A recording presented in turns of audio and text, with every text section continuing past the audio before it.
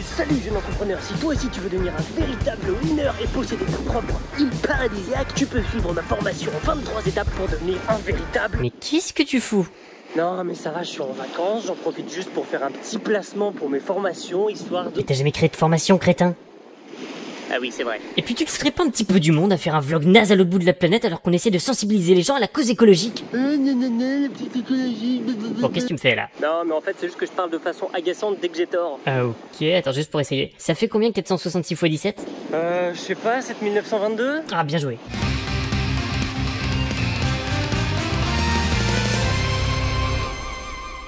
Bon, si vous avez regardé la vidéo précédente, vous savez maintenant ce qui provoque le réchauffement climatique, pas vrai? Mais pour qui il se prend lui? Il croit vraiment qu'on a besoin de lui pour apprendre des trucs? Ok, alors allez-y, c'est dû à quoi d'après vous? Eh ben c'est parce que le climat se réchauffe. Et du coup bah il fait chaud quoi. C'est pour ça qu'il y a du réchauffement climatique. Ah ouais, vous êtes vraiment depuis de savoir là. Mec, tu comprends pas, je crois. On a besoin de personne pour apprendre des trucs, c'est clair? Ah oui, c'était très clair, hein, ça sert à rien de vous aider. Donc pour vous autres, normalement on est d'accord pour dire que c'est principalement l'énergie fossile qu'on consomme qui provoque le réchauffement climatique. A priori, une fois qu'on comprend ça, il y a forcément une question qui nous vient tout de suite en tête. Qu'est-ce que j'obtiens quand j'ajoute de la racine d'asphodèle en poudre dans une infusion d'armoise? Bon, disons la question qui vient juste après. Comment qu'on fait pour consommer beaucoup moins d'énergie du coup, monsieur Pata? Eh bien pour mieux comprendre, il est important de... On dirait pas comme ça, mais en se remémorant chaque instant, ou chaque habitude qu'on a au quotidien, il est assez facile de mesurer ce qu'on émet en gaz à effet de serre. C'est en faisant ce travail de mémoire accompagné d'un bon outil qu'on va pouvoir mesurer ce qu'on appelle notre empreinte carbone. En gros, dès qu'on fait quelque chose, on utilise de l'énergie. Et en utilisant cette énergie, on laisse en quelque sorte une trace ou une empreinte dans notre environnement. Oh mais t'es relou! Mais quoi? Tu laisses traîner tes empreintes carbone partout! Mais c'est bon la flemme d'enlever mes chaussures carbone à chaque fois que je mets les pieds chez moi. Tu pourrais au moins mettre des pantoufles carbone! Bon, ok. Au fait, t'as fait les courses pour le dîner? Ouais, j'ai pris de quoi faire des pâtes carbone. Bon alors, comment on mesure tout ça? Encore une fois, on l'a vu dans la précédente vidéo, hein, il y a le CO2, le méthane, le protoxyde d'azote. Et il faut savoir que chacun de ces gaz à effet de serre n'a pas le même effet sur... l'effet de serre. Waouh. Quoi? T'as écrit le script au milieu de tes vacances, toi? Oui, ça va, Ah bon, perso, moi j'ai tout compris. Enfin une explication qui sert à quelque chose! Tant mieux pour vous. Pour les autres, faut savoir qu'on mesure notre empreinte carbone en tonnes de CO2 équivalent. Bon, c'est un peu bizarre, mais faut croire que c'est l'unité de mesure la plus simple. En gros, une tonne de CO2, bah, c'est une tonne de CO2. Jusque là, ça va, je pense que vous suivez.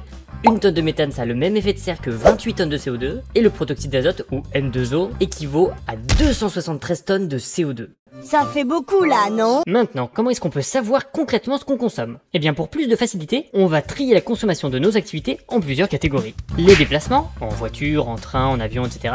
La nourriture, les fruits, légumes, la viande, les boissons, tout ça. Le logement, soit construction, le tri des déchets, le chauffage, l'électricité. Les achats de biens, ça va être les vêtements, les meubles, les appareils en tout genre. Et les services publics comme la santé, les écoles, tout ça. Bon, on dirait qu'on fait un peu des statistiques de jeu de rôle dit comme ça, sauf que contrairement à votre pyro-barbare de niveau 99, pour être vraiment balèze, il faut que vos stats soient le plus bas possible. Ah bon? Je vais m'expliquer. Ah ouais, je veux bien. Mais d'abord, il faut qu'on parle des... Tenez, vous vous rappelez de cela là? Eh bien, ce groupe de scientifiques répartis dans le monde entier, ce sont notamment les membres du GIEC. Vous connaissiez le GIEC? Le groupe d'experts intergouvernemental sur l'évolution du climat? On est d'accord, ça sonne extrêmement barbant, hein. Pourtant, vu leur importance sur l'avenir de notre planète, ça devrait être le groupe le plus connu du monde, mais bon, on en est encore un petit peu loin. Bonjour tout le monde. Alors on va vous lire le 3e volet de notre dernier rapport, si ça vous va. Après, j'en demande pas tant, hein, c'est juste que vu l'importance de leurs travaux, il faudrait peut-être qu'ils aient un service de communication un tout petit peu plus compétent. Non mais rien que le nom quoi. Sérieux, GIEC, c'est pas l'acronyme le plus oubliable du monde? Ils auraient pas pu faire pire.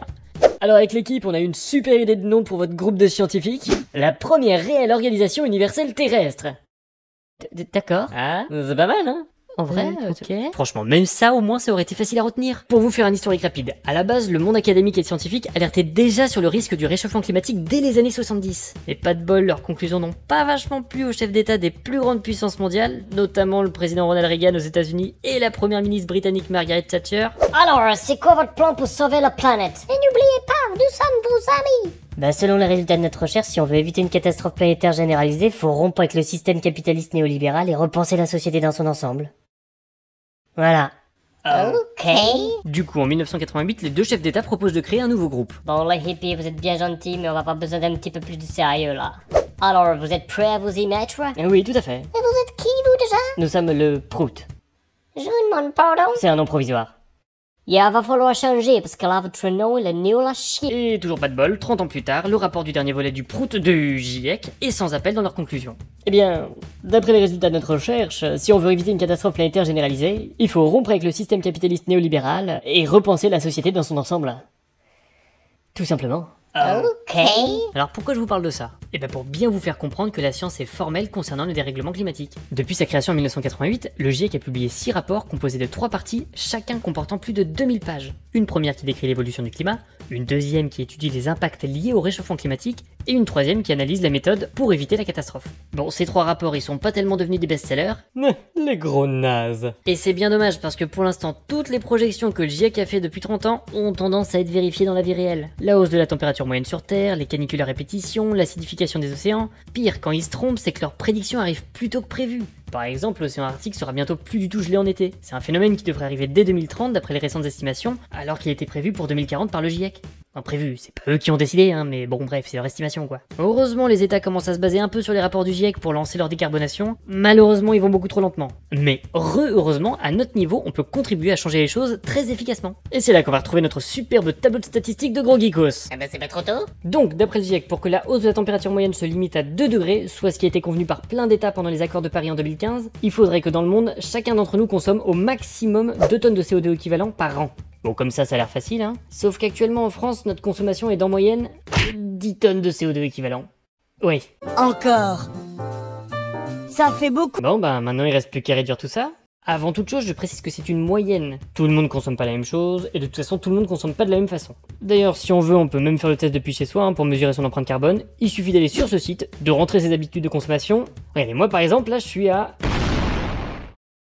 Oh waouh. Dans les commentaires, vous pouvez me dire si je suis le seul à légèrement dépasser les 2 tonnes? Enfin bon bref, je vous propose qu'on repasse à la moyenne française, parce que regardez, il y a une colonne qui ressort plus que les autres.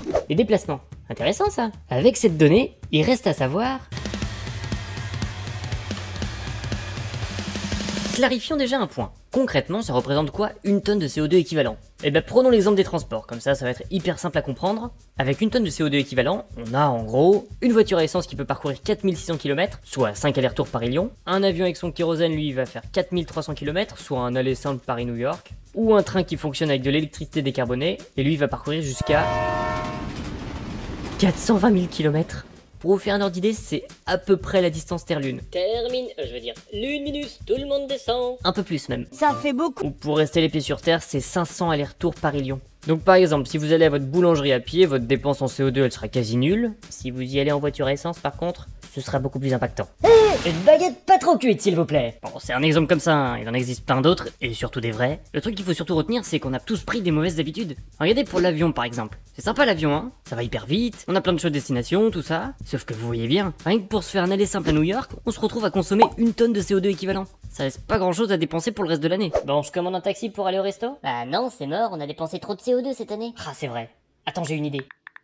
Bonjour, vous avez demandé un taxi? Oui, ce serait pour nous amener à notre cuisine. Ça roule. Reparlons du comparatif entre l'avion et le train. Avec un aller-retour Paris-Londres, on arrive à environ 250 kg de CO2 équivalent. En comparaison, si on fait le même aller-retour en train, on tombe à environ 5 kg de CO2 équivalent, soit 50 fois moins. Et d'ailleurs, les vols courts, c'est le trajet qui consomme le plus de CO2 équivalent au kilomètre. Il suffit de regarder l'impact d'un trajet en avion par kilomètre entre un Paris-Londres et un Paris-New York. Ah, quand même. Si vous habitez à Paris, allez pas non plus chercher votre pain à New York, hein, c'est pas nécessaire. Attention, hein, je dis pas qu'il faut tout arrêter là tout de suite maintenant et que plus rien ne bouge. Évidemment, à court terme, il y a des situations où on pourra pas se passer de véhicules plutôt polluants. Mais encore une fois, ça dépend de la situation. Mais qu'est-ce que vous foutez? Bah ça va, votre escalator il est en panne. Attendez, vous voyez pas le problème? Hein? Mais vous avez raison, j'ai oublié mon jogging. Bon, je reviens tout de suite. Ah non, non, non, non. En vrai, dans beaucoup de cas, surtout dans celui-ci, il y a des alternatives. Par exemple, si vous avez besoin de votre baguette absolument tous les matins, mais que la boulangerie se trouve à 3 km de chez vous, vous pouvez sans doute opter pour un moyen de transport moins polluant. On manque pas de moyens alternatifs, hein, je sais pas moi, essayer des trucs, hein, le monocycle par exemple.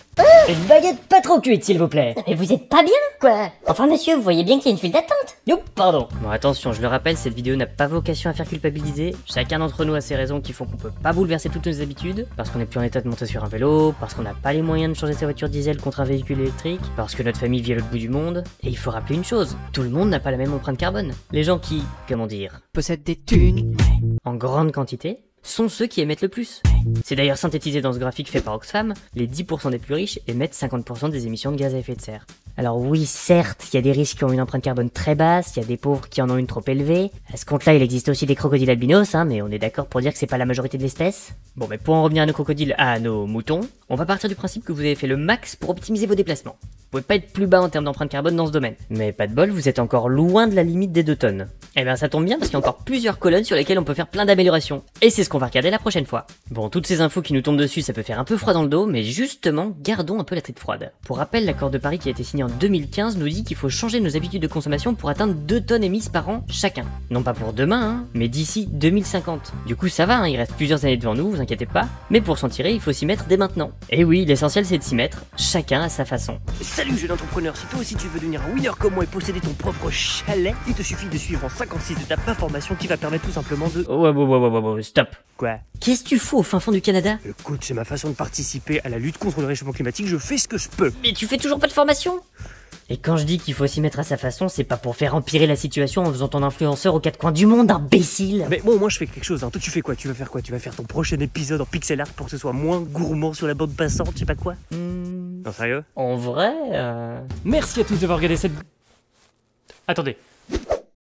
Ouais, c'est mieux. Merci à tous d'avoir regardé cette vidéo, j'espère qu'elle vous aura plu et que vous en aurez appris un petit peu plus sur la façon dont on consomme de l'énergie quand on se déplace. Et surtout ce que ça implique pour le réchauffement climatique. Un grand merci à Ben qui m'a aidé à écrire cet épisode, hein. C'était pas évident, il y avait beaucoup de choses. Heureusement il était là pour m'aider, hein, au niveau des trucs scientifiques, des sources, tout ça, il était au taquet. D'ailleurs si vous voulez vérifier, il y a toutes les sources en description, vous n'hésitez pas à checker. Vous l'aurez compris, ce type de format c'est surtout pour informer, en faisant des blagues approximatives. Mais bon, on n'est pas là pour culpabiliser. Surtout pas moi, hein. Rien que la dernière vanne là, d'entre la plage et la montagne, tout ça, en termes d'empreinte carbone, c'était à peu près du 6 tonnes de CO2. Hein.